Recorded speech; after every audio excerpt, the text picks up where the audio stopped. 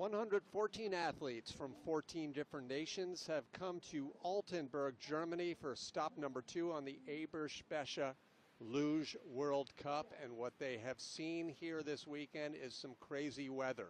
There's a look at the wind in the background, and there is a look at the numbers, in particular the air temperature, which is close to 50 degrees Fahrenheit. That has played a big part earlier today in run number 1 of the men's competition.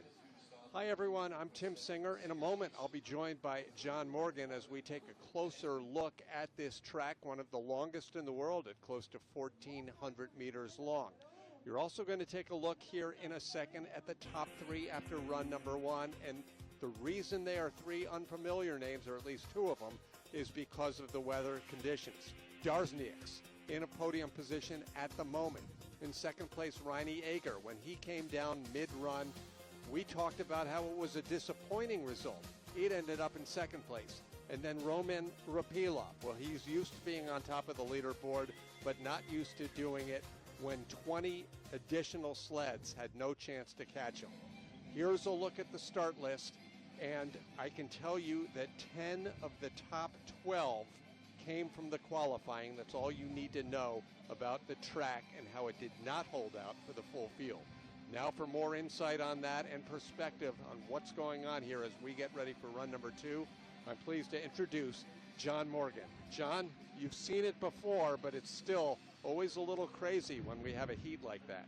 Well, usually it's the snow, Tim, that causes this type of result, but it was the high winds, warm temperatures.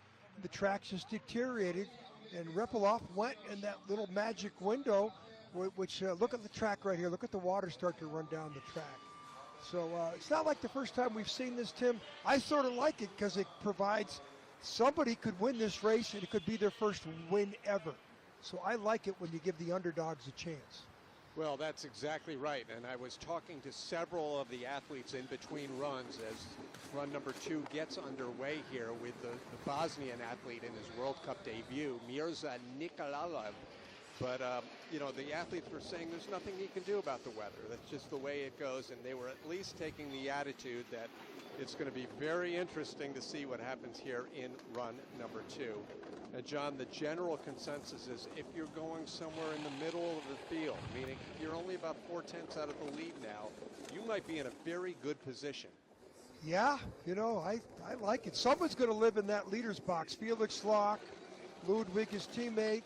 Someone's, they're back in like 18th place. Someone's going to live in that leader's box for 6, 8, 10 sleds. Ooh, that's a little scary.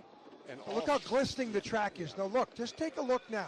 See, they need some water, puddles, but watch, it'll be frosty. By the time we get to the last, the top seed, Tim, the last 6, 8 sleds, it's going to look like your refrigerator when you open up your freezer door. It's going to be frosted right up. Sometimes when the conditions are this crazy, they will shorten a race to a one-heat race. That's not going to be the case here, John, because the first run was every bit as unpredictable as we expect this heat to be. So it doesn't matter. Look how high. May as well get your 2 heats. Look at this is the pictures out of Curve 12. Way too high. There's the front picture. Great pictures from the truck. 11, 12. I mean, again, this track, Eagles last week was an easy track to get down, tough to get down fast. This is a tough track to get down, and especially tough to get down fast. So, Tim, I like it. It's like shuffling a deck of cards, Tim. It's not going to be predictable, as we usually can say. I sort of like the action. Anton Dukash, number 2, off of the start handles here in run number 2. 25-year-old from Kiev, 31st place after the first heat. He had a time of 57.963, basically starting in roughly the same position in the heat. So let's see how the 2 runs compare to one another an hour and a half apart here, John. Yeah, and he had some problems, Tim. He shouldn't be back in this position with his experience. He'll be well out in front of the Bosnian, that we know. Well, he hasn't got down yet. I mean, he could easily get, the teeth of the track could get him someplace. Nice exit of 9. He's 83 hundredths up. The secret is is that, Tim, he had a time of 57.96 in the first run. So let's keep our eyes. Now, let's not jinx him. Now remember, he crashed. He almost crashed. He had a couple hard hits on the wall. So 57.96 in the first run. Yeah, 2 seconds better. 52 seconds better. That's related to because he almost crashed. Now, he could live in the leader's box here for 6-8 starts. I don't know. We have Kevin Fischnauer coming up next. Oh, yeah. There you go. Yeah, so there's some great sliders that, it's great strategy in the sliding sports to live in the leader's box. But you don't want to live in this predicament. Look at the water. That's collecting before the uphill section on the exit of 14. I'm surprised they don't try and do something about that. Fischnauer on deck. Here's Mikhail Lešek of Czech Republic.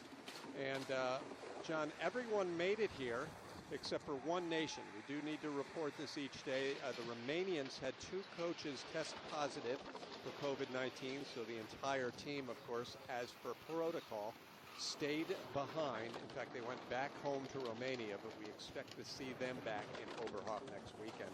Other than that, it's been pretty much a clean slate of healthy athletes in this sport.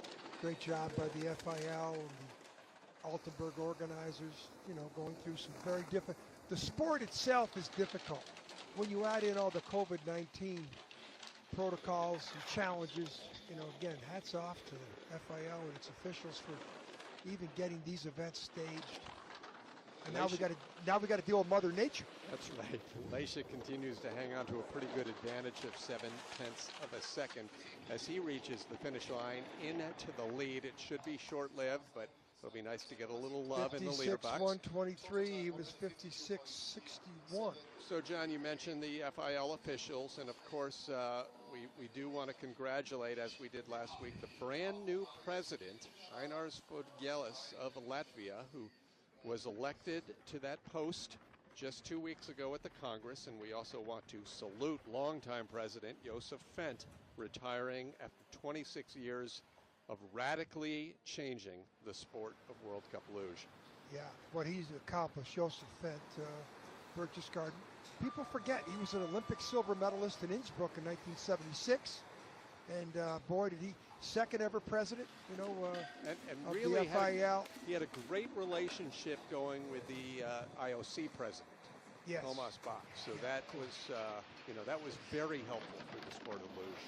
I think if there's anything that he did, you got to say that bringing Team Luge into the Olympic Games was a tremendous achievement. But Josef Fent, if you're listening, congratulations on a spectacular career, starting with your Olympic silver medal in '76. So, Tim, this is our first real top competitor. 6th last week in Innsbruck.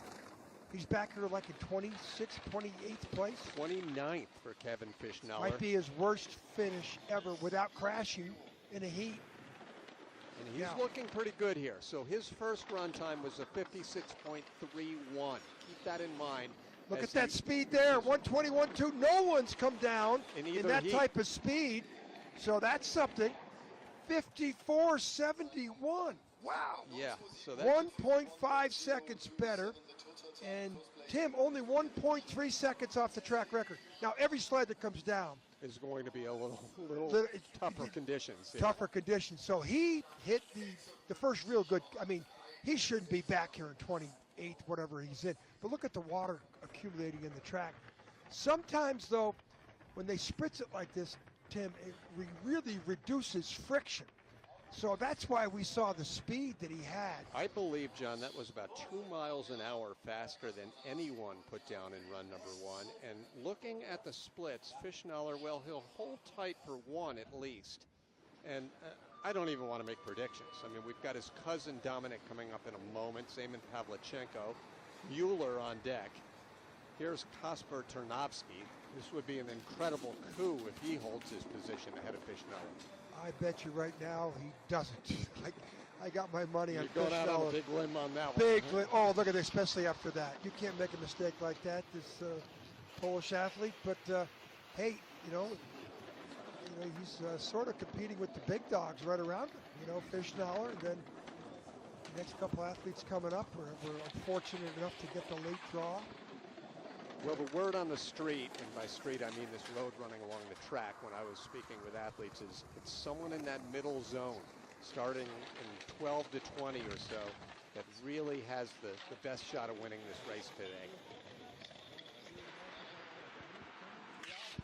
Well, ooh, wow, it was 13. You can get sucked up with the lip like he did there, but he maneuvered out of 13 into 14. A little high there, too. But let's check his time out. 56.28 in the first heat, 57. So he's a half second slower. Fischnaller went 1.5 seconds faster. Yeah, Fischnaller was incredible. Yeah. Usually you say you might want to get your jacket because you'll be in the leader box for a while. Today it might be you might want to get your sunscreen. You know, here comes his cousin up next, right? Well, look at these pictures here now. He's sort of gone on the wrong side of that straightaway going into 13, and now watch how high he gets up to the lip. Those are not the visuals you want to see entering 13 and 14. But he's through and down and successfully completed a World Cup event in Altenberg. Dominic Fischnaller still a few sleds away, but now Jonas Mueller, another very steady athlete over the last couple of seasons, including 2 top 5s on his home track last week and a podium at the World Championships last season. Again, we will do comparison, John. Run number 1 for Mueller was a 56.16. Well, Tim, this is the guy who finished top 5 last week in Innsbruck, 5th place, 1600s lead. You know, the track is glistening. That means the friction. Ooh, it's over now, though. That 800s, he's got to be red numbers here by the time he gets to 13. There it is. Now the question is, well, Kevin's going to live there for a while in that leader's box. Well, his deficiency is enough with the next couple where we'll see. We don't know because this track, as he falls way back, as you see, but part of that was the mistake. Still faster in the second run than the first run. In run number 1, John, we noticed the big change about midway through when maybe 16, 18 of the 32 had gone down. Now it's later, now it's warmer. That changeover could happen a little sooner in the run. For sure. And here's the exit of 9, comes out too early, and that causes that little, he was like a little top. He was all spun, and he couldn't get out of that. But he was in there, but, 5th last week, won't be 5th this week. And again, the thinking was if you had start number 12 through 20 or so here in the second run, that might be really to your advantage. We may learn that is if you had start number 3 to 10 or something. We'll find out as this unfolds. Unpredictable, kind of interesting. Here's the Youth Olympic defending gold medalist, Jens Berzens of Latvia. Tim, what you said there, making it very interesting. Yes, usually these, you can really predict who's going to be in the top 5, 6. You don't see the top guys finishing back in 15 to 18, so I like it. I just hope it.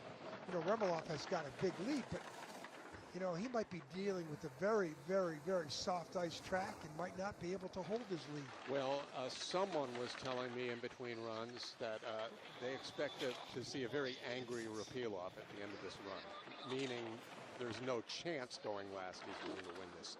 We'll find out. Kevin Fischnaller is living for another one. This young Latvian still going from the junior circuit up to the senior circuit is learning some hard lessons in both runs. He had issues from top to bottom. 55.73 still went faster, Tim. 40 hundredths or so better, even with that mishap. Yeah, it was Rupert Staudinger who told me a few minutes ago. He said he thinks that the second run will turn things around somewhat, and that his prediction is that Rapilov will be angry at the end. And with that, we will, John, probably see someone for a very long time in the leader box. Yeah, I'm saying Felix Locke. If he puts a good one down, if he clears his mind and say, I got to put the best heat down, he could live there for 10 sleds, if not more. And here's another man that could. Semen Pavlichenko, Sure. four-time European champion, a world champion, a World Cup overall. He'll take a chance here, nothing to lose, and no one takes chances more than Pavlichenko in this sport. So Fischneller's been in there for 5 sleds. On the leader's box, there's a little drift up top. Pavlichenko had about a 2500s lead. That's right. So that's significant on a normal day. Yeah, and he went close enough, so if a good run, he should be the leader. 2600, so he's increased his lead by a fraction. And the sun's coming out now, Tim. Still heavy wind. Look at that head back there. 26, still holding. If he doesn't make any mistakes, Tim, this will be the leader. But, you know, this track, a couple more albatrosses down here before he gets to the bottom. Pavlichenko was the 29th out of 32 to go and run number 1. That's why he's so far back. 120, there's a magic speed. So this will be the leader. Maybe lose back a little bit of that 2600s. No, 27. So, hey, he maintained it all the way down the track. Pavlichenko replaces Fischnaller into the leader's box. Second and a half faster than his opening run. A second and a half. Right. In a sport measured by thousandths of a second.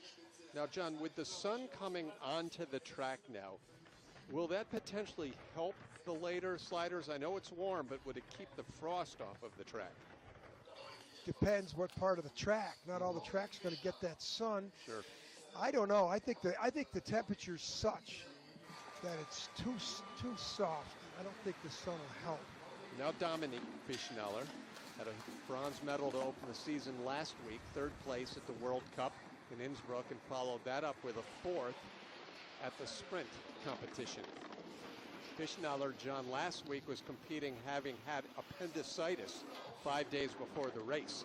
He didn't have his appendix out. He took antibiotics and had 2 top 4s. Yeah, he finished 3rd in the singles event. So appendicitis, 5 days later, finishes with a bronze medal on a sport dealing with 75-mile-an-hour speeds and G-forces. That's quite an accomplishment. Through the Kreisel in the red. Yeah, I give him the red badge of courage just to do that last week. He'd rather have the green badge right now. Yeah, he doesn't have it. 1400s back speed, good speed. He might get it into single digits, but he will not be the leader.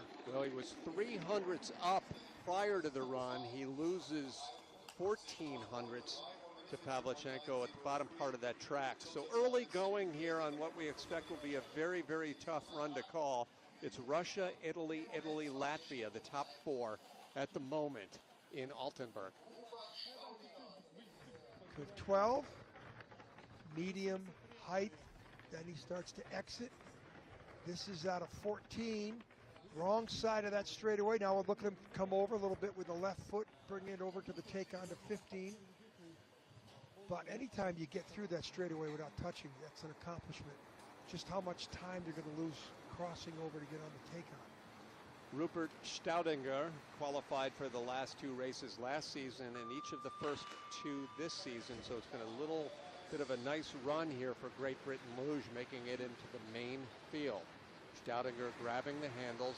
Even better news for him, his home track in Koenigsee will host 2 races early next year, including the rescheduled World Championship. Staudinger on course. Well, this is a big opportunity for him, Tim. I think it's going to be a big challenge. He's only had a couple hundredths lead, and that guy down at the bottom, Pavlichenko, is a pretty accomplished slider. The splits are so big between all of these athletes due to the track conditions, but yes, Pavlichenko could be there for a while. Not forever, but he'll make his way back into the top 20, no question about that. Oh, for sure. So he's already back 6,800s. That's relative when you have an accomplished slider like Pavlichenko and Stoudemire, who's still working on becoming a top 10 slider. Good lines. Can't fault the line. Speed, 4 kilometers down. It's about 2.8 miles an hour. Yeah, 2.7.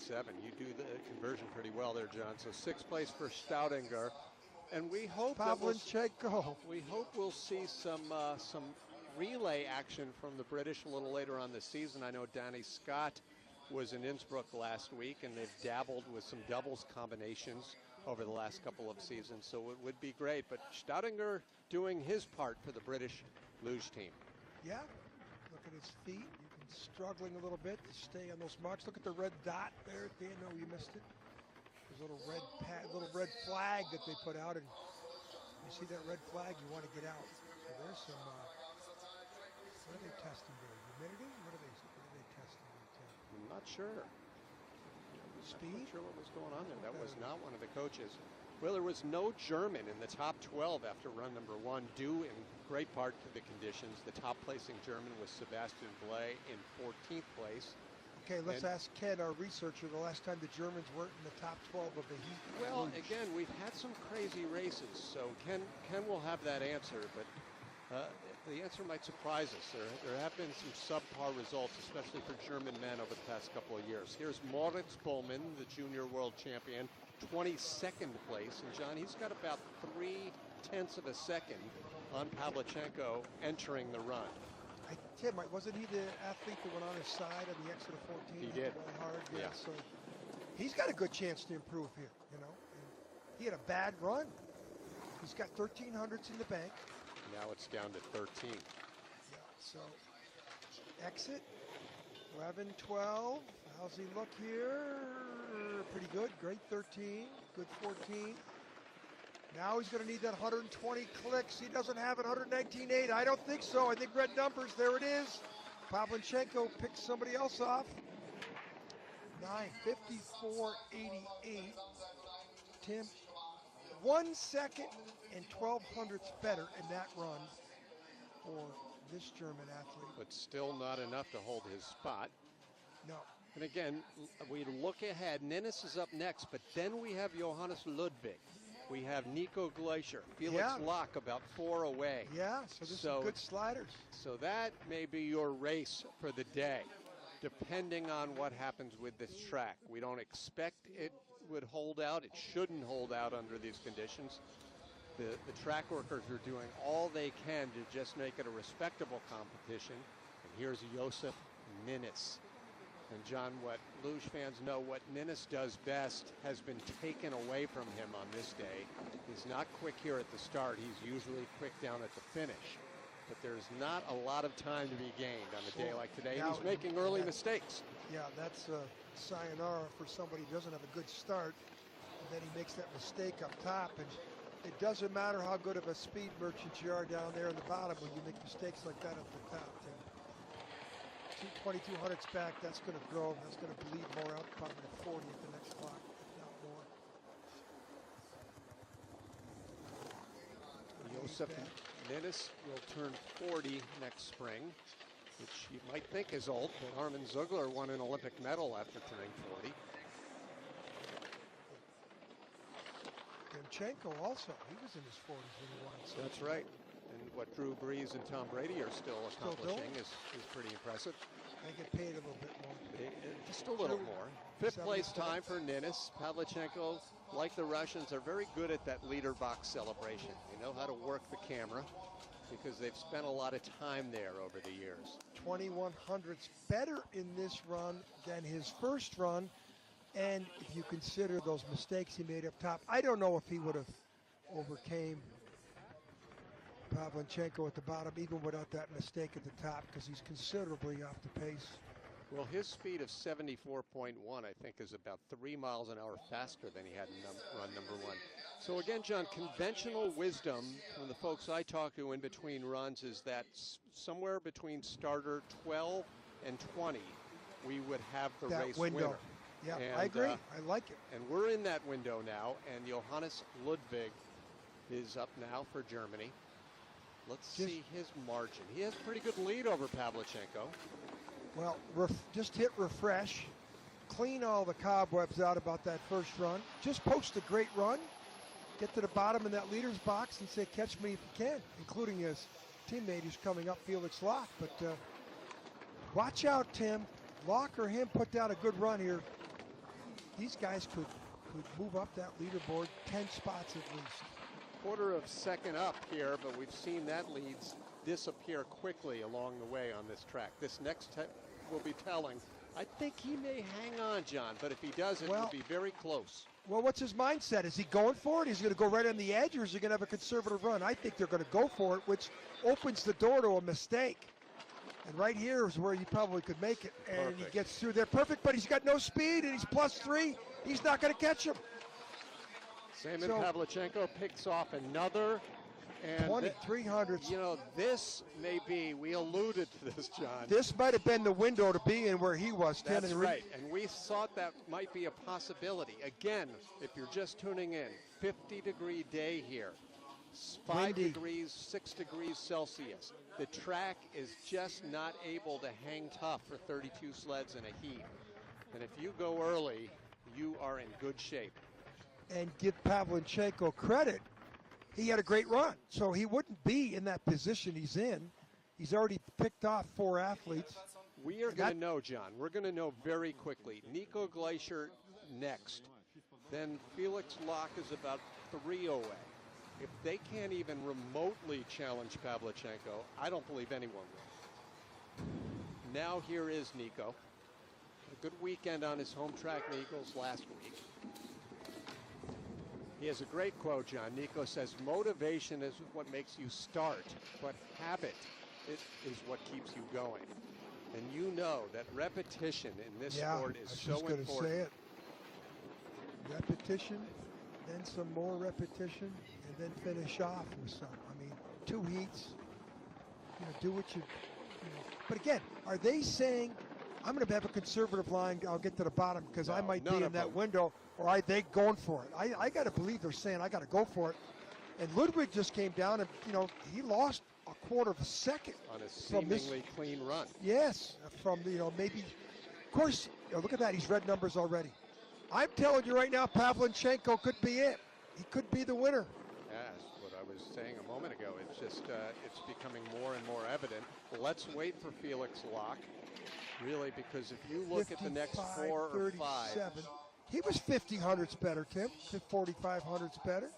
The only thing to keep in mind, John, is if you look at Pavlichenko's time, which was a second out of the lead, can you be a full second up on the last 5 or 6?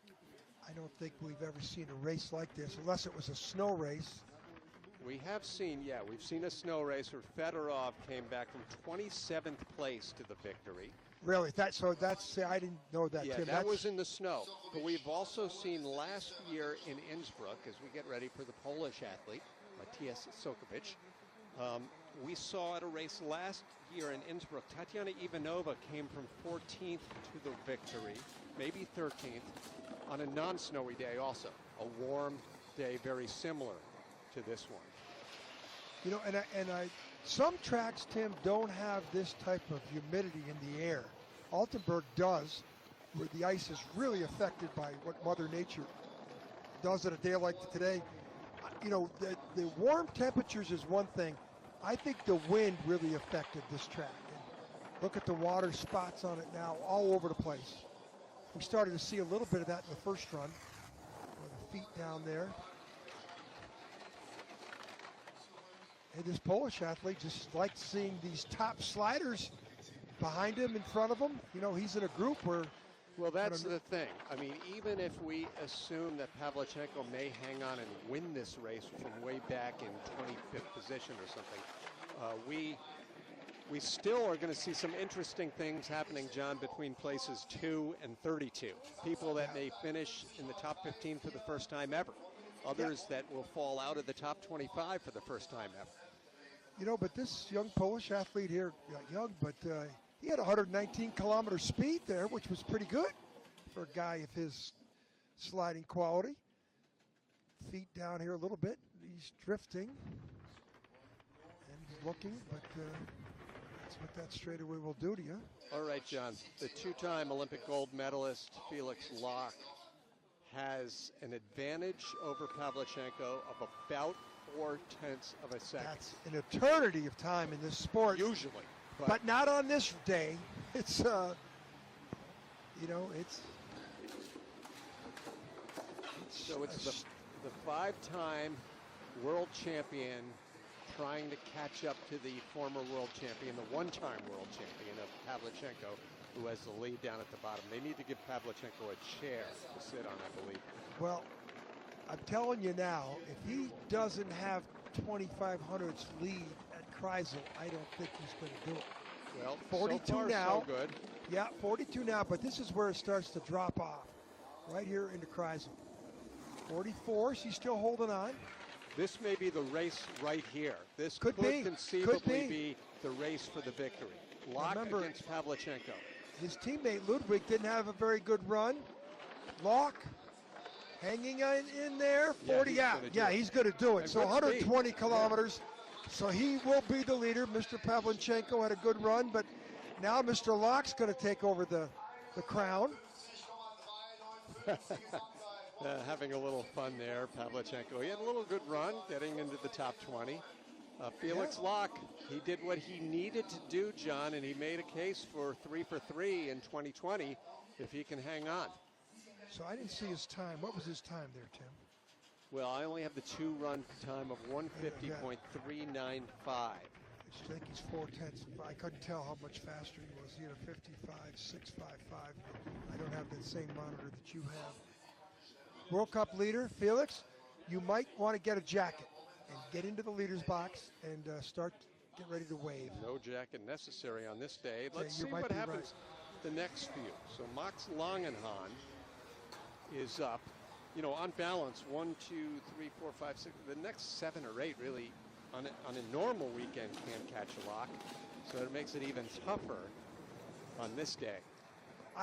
Locke might not make it to the medals, but I bet you Locke has the fastest time of this heat. And might have a top 7 or 8. At least. I say he's going to get in there for 10 sleds. Now, his teammate here, they're separated by a 10th or so. He's already in the red numbers. That's expected. So,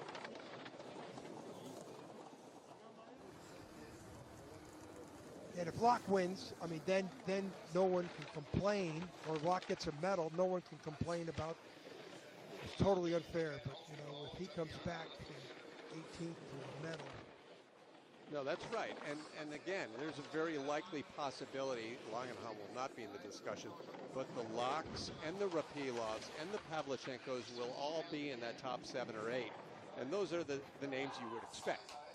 55.09, Tim. 5,100's better for Langenhahn. So it's a strange day of racing. Fun. I like it. Absolutely. Sometimes it can get too predictable, a little bit boring, and I'm one of the biggest fans on the planet of the sliding sports, but sometimes it can get pretty repetitious. And, not on this day.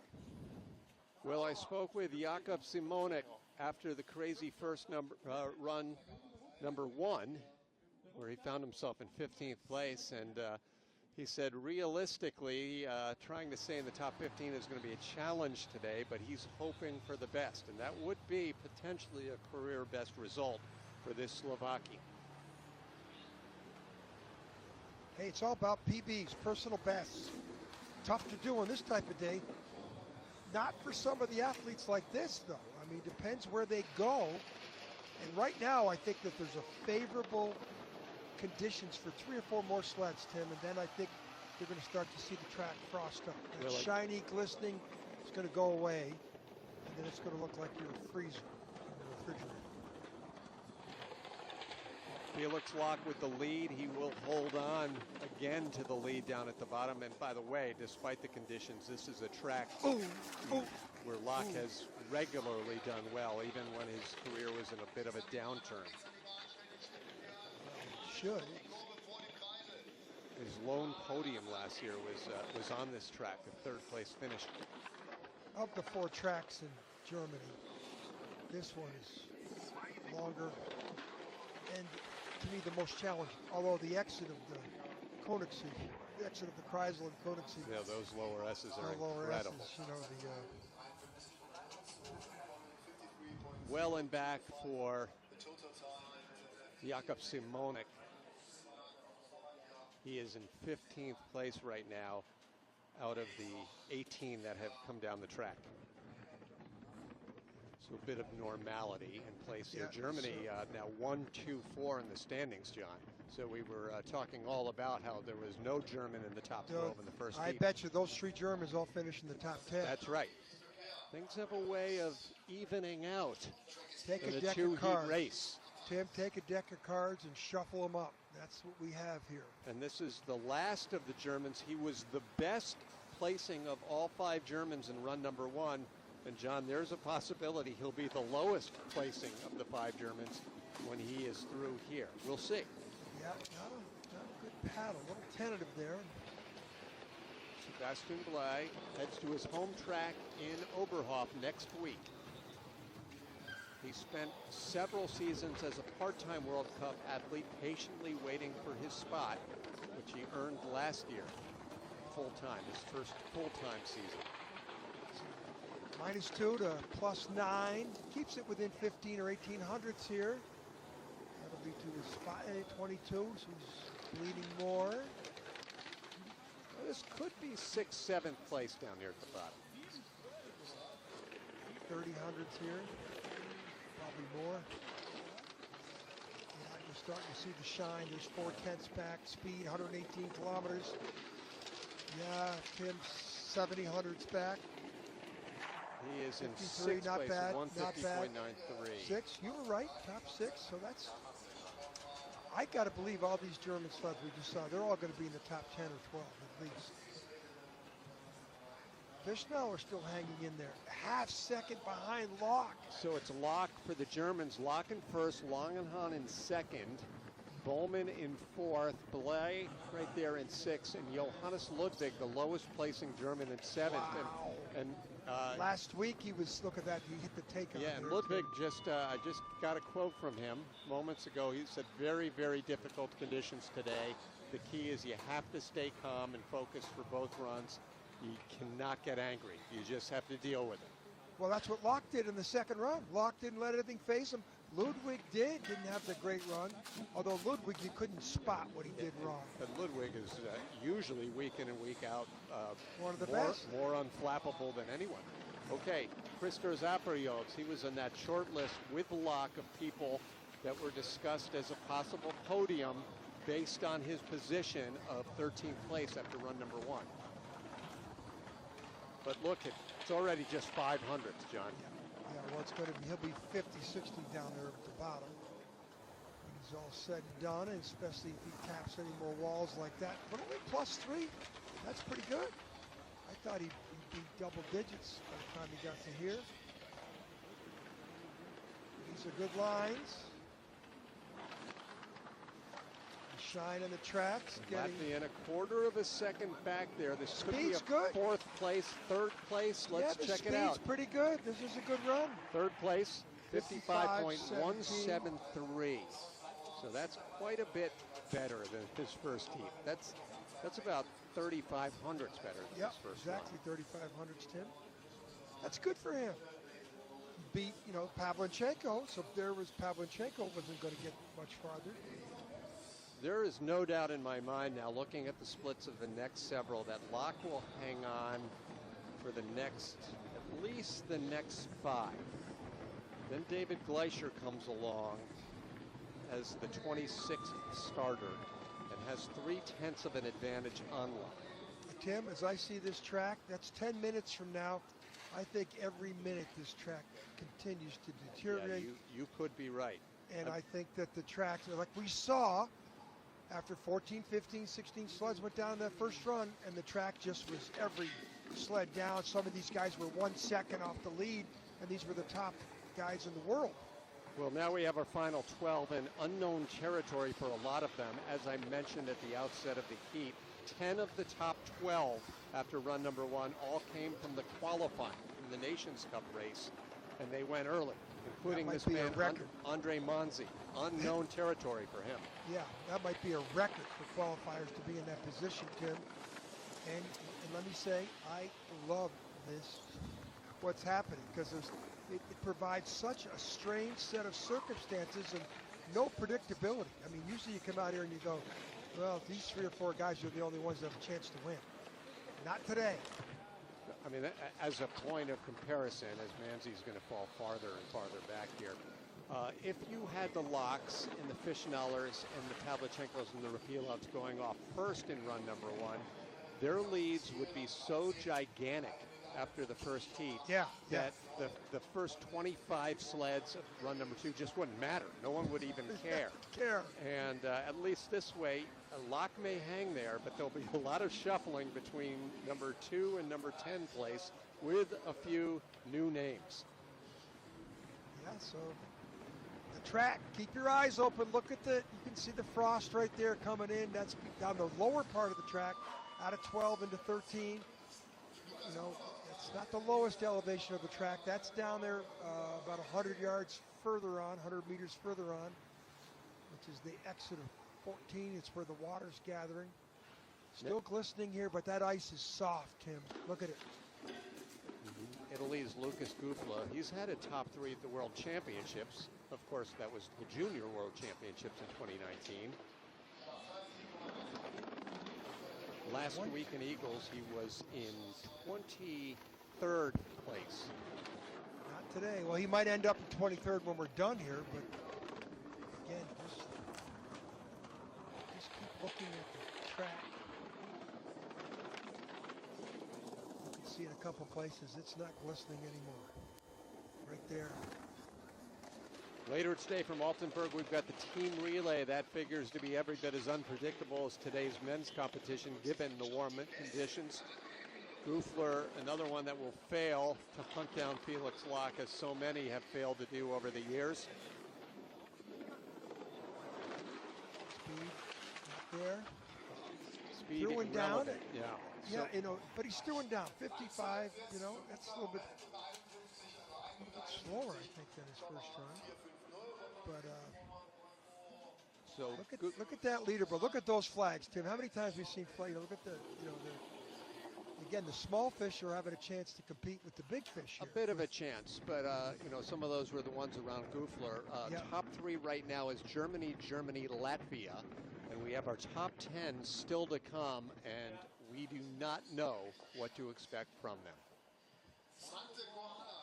All right, we continue here in Altenberg, Germany with our top 10 after run number 1, with a lot of unfamiliar names in the top 10 given the warm conditions. This is Svante Kohala of Sweden.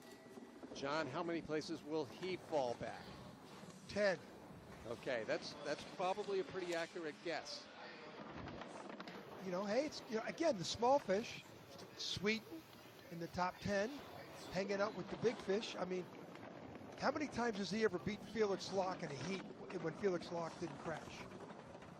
Well, this one, and it was on the 6th of December, 2020. That's what I like. He can go back and say, hey, I beat Felix Locke today in one of the heats. That's what I like about this. You know, it gives the small fish a little chance to feel like they're a little bit larger than they really are. Nice lines, pretty good speed, you know, pedestrian, but you know he's going to get to the bottom. And what position is he going to be in? 14th, 17th best time of the run.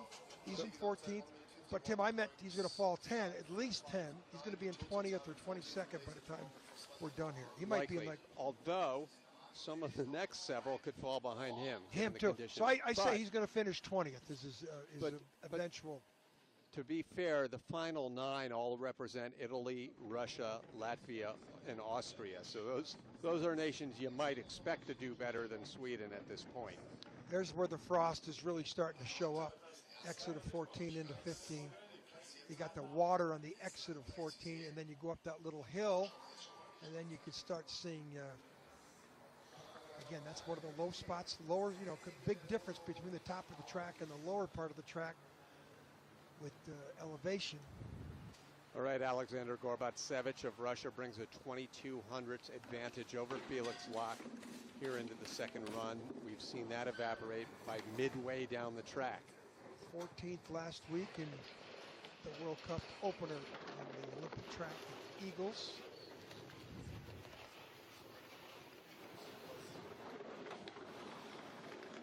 Roman Repilov awaiting at the top. He will be the last to come down.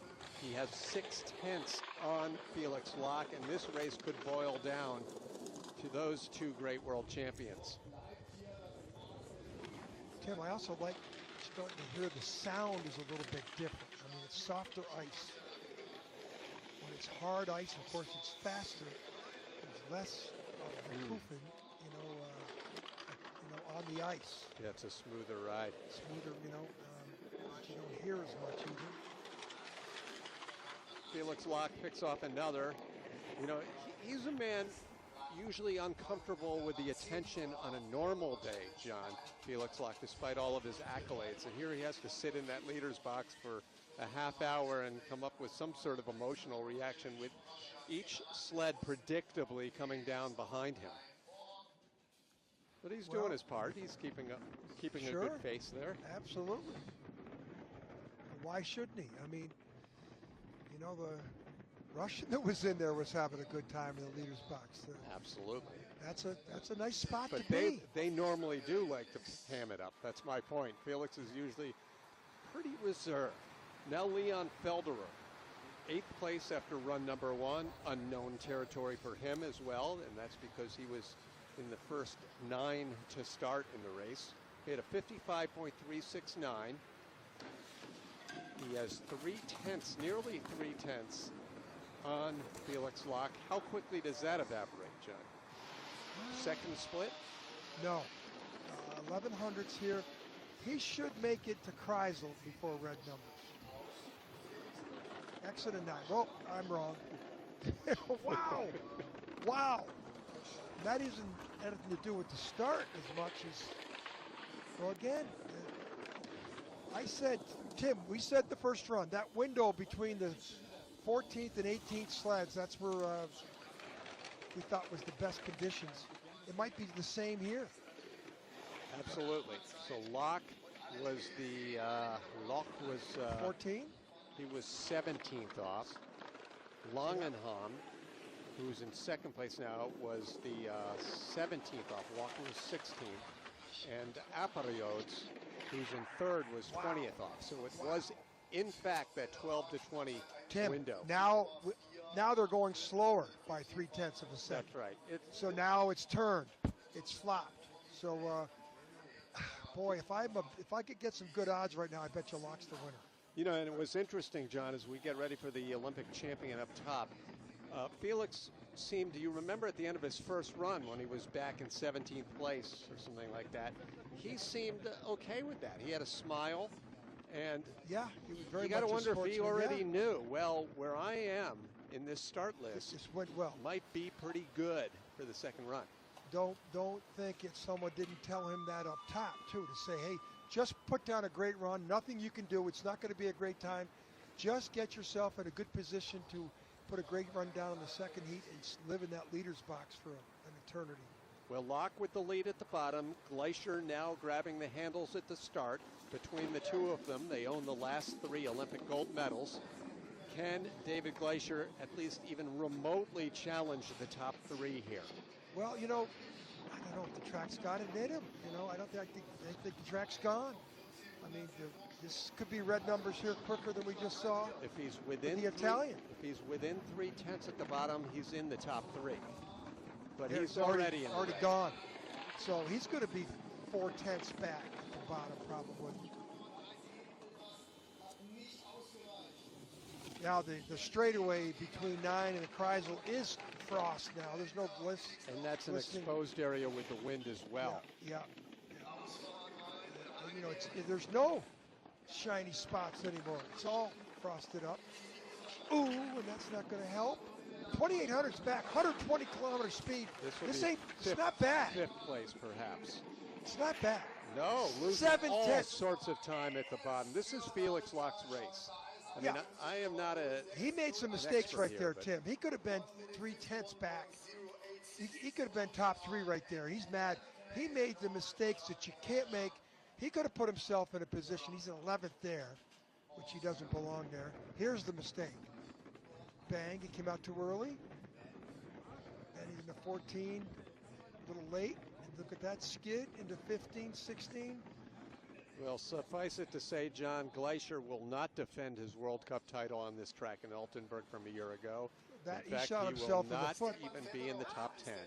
He shot himself in the foot there. Okay, we make our way down now to our final 6. Can any of them knock off the Olympic 2-time champion Felix Lach? Stepan Fedorov went off number 12 in run number 1. By virtue of that, he has a 6th place finish after the first heat. His margin, John, is 36 hundredths over Lach.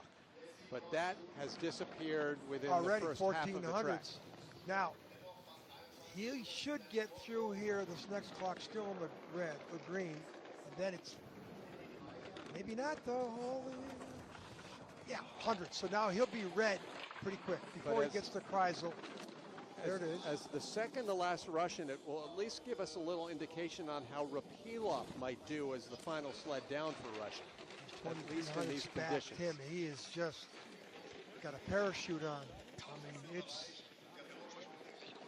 going to fall. I don't know if he's going to get in the top 5.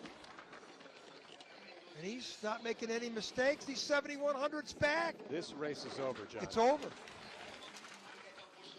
Fedorov across the finish line, and he is a second in back. So Felix clearly is happy because he's on his way to his 3rd victory in 3 tries this week. But there's no reason why he needs to look surprised down there at the finish anymore, right? Now the question is, who is going to finish in 2nd and 3rd? Well, it's looking more and more like it's the current top 3. So to refresh you, it's Lach in the lead, Langenhahn in 2nd, Apriodes in 3rd place. That's how it is right now. That's how it likely could be at the end. But, you know, Rapilov had a pretty good advantage over everyone after the first heat. So maybe outside chance at the podium, John. Well, the athlete just came down, finished a 2nd behind, and he had 30 hundredths in the bank. So 1.3 seconds difference than Felix Lach. And if you do the math, Rapilov's got what? How much of a lead? It's about the same. It was 0.6 the difference between he and Lach. So Rapilov's going to lose a 2nd, I predict. So I think Rapilov still has a chance for the medal. And David Gleicher was just quoted a moment ago, John, as saying everything is lost after the Omega curve. Well, for him, he made some mistakes, of course. He's right. Yeah, at the bottom, but he's right. After Omega, which is way up the top, above the double start. Yeah, that's the 2nd clock when we're saying, wow, if he makes it through the 2nd clock, in green, he's got a chance. But, you know, only one sled we've seen do that, and then they came down and hit the wall on 11-12. So I don't think I've ever watched the clock so much. The speed is just gone. Look at 6,300s back, 117 kilometers. Anybody gets to 119, the last 4 or 5 sleds will be doing well. So Felix Lach will win for the 3rd time in 3 races. I don't even feel like I'm being premature with that.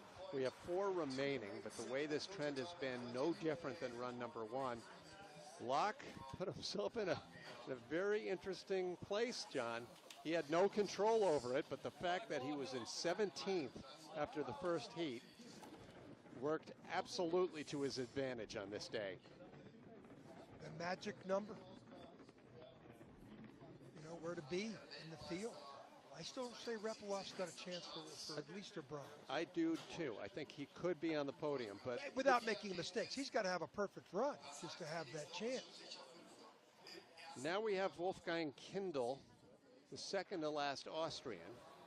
And as I alluded to in run number 1, what Kindl does best has been taken away from him on this day, John, because he finds his time below the Omega curve. Yeah, it's a good start here. He doesn't get good starts. No, but again, the time is all gone before Omega. This is 1, 2, 3, right there. Then the Omega's the big sweeping curve coming up right here. And now he's going to 5, 6, 7. Now the time's gone. It should be red numbers next clock. Nope, 1,500. So his red numbers will appear at Kreisel. Well, if he doesn't lose another 4/10, he'll be in the top 3. But we'll know that now. Look at that. There's that. He's done. And now it was with a decent start, too. Yeah, well, his hope is to get 119 kilometer speed and only be 4.5 to 4,500s back. Now, he's got to have perfect line, which that's perfect. 31, there's 118. He's going to be 55. Top 5. Could be top 5. 5,500s back. This could be top 5 for Wolfgang Kindle. 6th 48. place. That's not bad. 6th. 55.699 is a half second slower than his first run time. Well, for him though, that's where he finished last week in the race, was of 6th. So. Hey, that's not bad though. This late in the run, with only 3 sleds remaining, to get a top 6. You know, those are the little goals that these last several athletes need to have. He was 4,800s back a lot. So I'd say our leader is going to be about 3,500s back a lot when we're all said and done.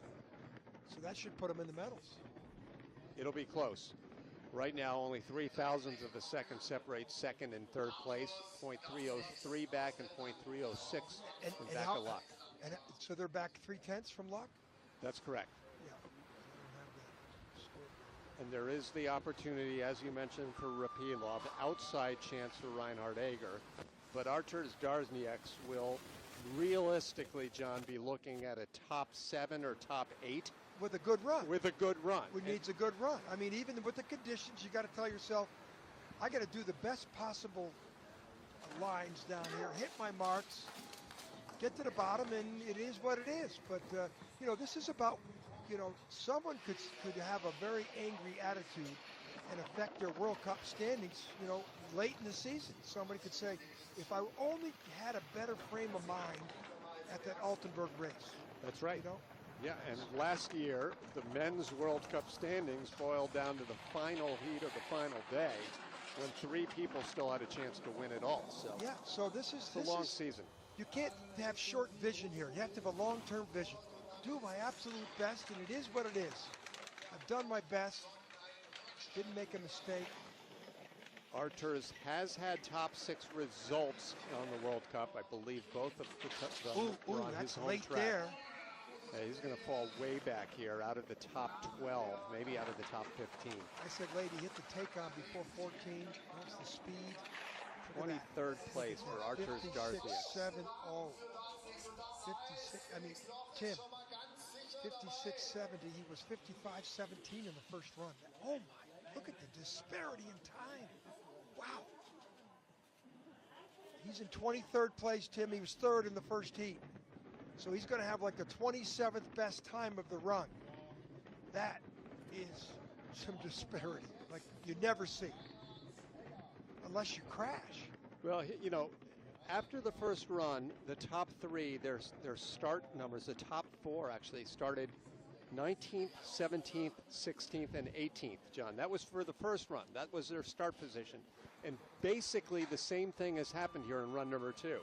It was that area. Felix Locke was in 17th place, and he will win this race. Ooh, on the wall. Eger has already given away his chance for the podium, tapping that wall on the start ramp. 5 paddles, too, Tim. I heard a lot of, maybe that was the strategy that, hey, I got to get everything I can here. So, you know, he has to be aggressive. But do you be aggressive and throw out a World Cup opportunity, World Cup points opportunity? You know, if somebody's thinking long range here, I think that's the best vision. John, I think they're all just trying to have the best result they can here. But, you know, do you take, listen, your coach says, you got to let it go. You got to hang it on 11 or 12. You know, you have to, the least amount of steering as possible, which, you know, in this conditions, because the ice is soft, you can easily more control your sled. We've seen hardly anybody with any kind of dangerous lines. Ronnie Eger to the finish. He lost only about a 1/10 of a second from the second to last split to the top split. Locke and Langenhahn have guaranteed Germany 2 spots on the podium. Will Aperiod stay there? We'll find out in a moment. Only 1 sled remains. John, this boils down to, even in the crazy weather, what it comes down to is the man down at the bottom, one of the greatest ever in this sport. The man up at the top, certainly the best over the last 3 or 4 seasons. So 2 great champions ready to duke it out. Locke at the bottom. Look at the difference in lines there from Kendall. He's up higher early to shoot out of there. Egger was late into the, so he had to use a little bit more of the exit. Be that as it may, it's all about Locke at the bottom, Rapilov at the top.